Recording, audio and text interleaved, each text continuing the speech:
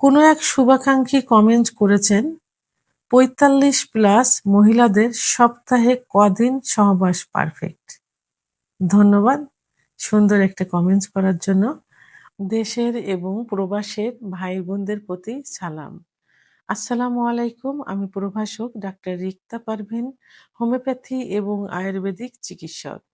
Chamber সেবা homeo complex and সেবা digital lab, উপজেলা মডেল মসজিদের পূর্ব পাশে, শিমুলিয়া, মাগুরা।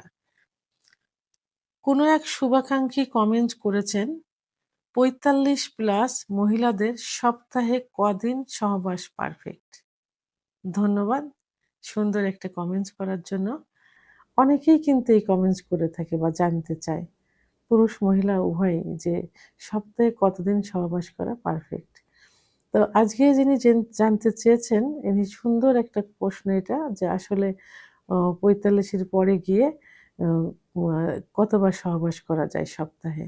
তো অনেকেই যে বলে থাকেন যে আমাদের উম আ বিবাহিত মহিলাদের ভালো লাগে, বয়স্ক মহিলাদের ভালো লাগে। তারা একটু সুন্দর করে এই ভিডিওটি ফলো করবেন এবং আমার কথাগুলো একটু ভালো করে শুনবেন। তো আসলে আ সেক্স, সেক্স কিন্তু একটা সুখের একটা বিষয়। হ্যাঁ? তো সেক্স, স্বামী-স্ত্রী যখন সেক্সে লিপ্ত হয়, একজন আরেকজনকে সুখ দেয়, আরেকজন সুখ নিয়ে আসে। এটাই কিন্তু হয়। আর এই সুখের মিলনের মাধ্যমেই কিন্তু মধুর দাম্পত্য জীবন কিন্তু হয়। তো এখন বিষয়টি হলো যে সপ্তাহে কতদিন সহবাস করা যায় ৪৫ এর পরে যেয়ে। বিশেষ করে মহিলাদের ৪০ এর পরে যেয়ে কিন্তু অ আ মেনোপজের একটা বয়স চলে আসে, অর্থাৎ মাসিক পুরো বন্ধ হয়ে যাওয়ার একটা বয়স চলে আসে এই সময়।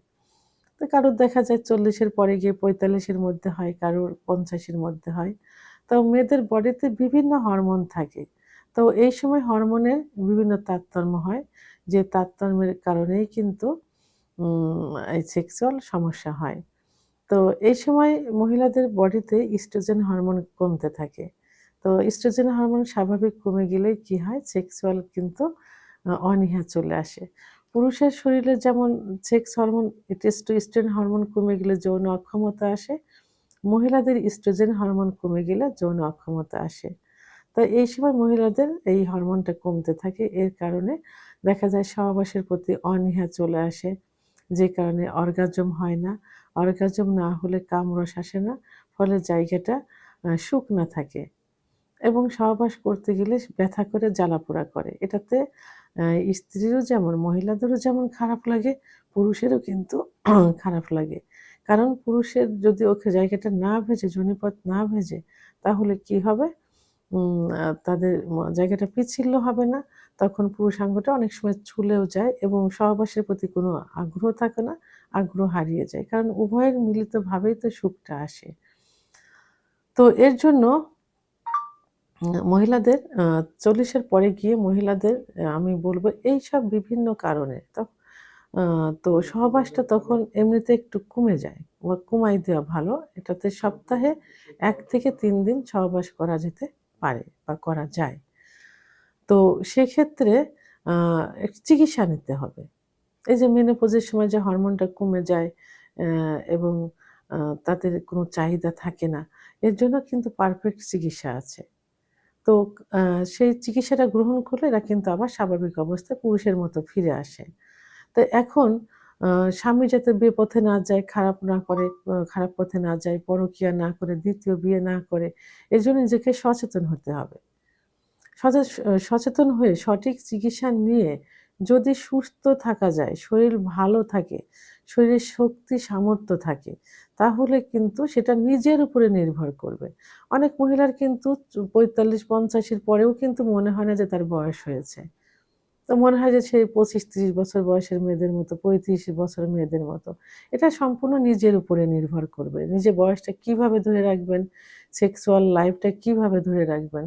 যদি আপনার শরীর ভালো থাকে, মন ভালো থাকে এবং পর্যাপ্ত ক্যালোরি থাকে, হরমোন থাকে, তাহলে আপনি কিন্তু রেগুলারও কিন্তু সহবাস করতে পারেন। তো সেক্ষেত্রে কি করতে হবে? তো সপ্তাহে পারফেক্ট হলো সপ্তাহে ১ থেকে ৩ দিন সহবাসে মিলিত হওয়া।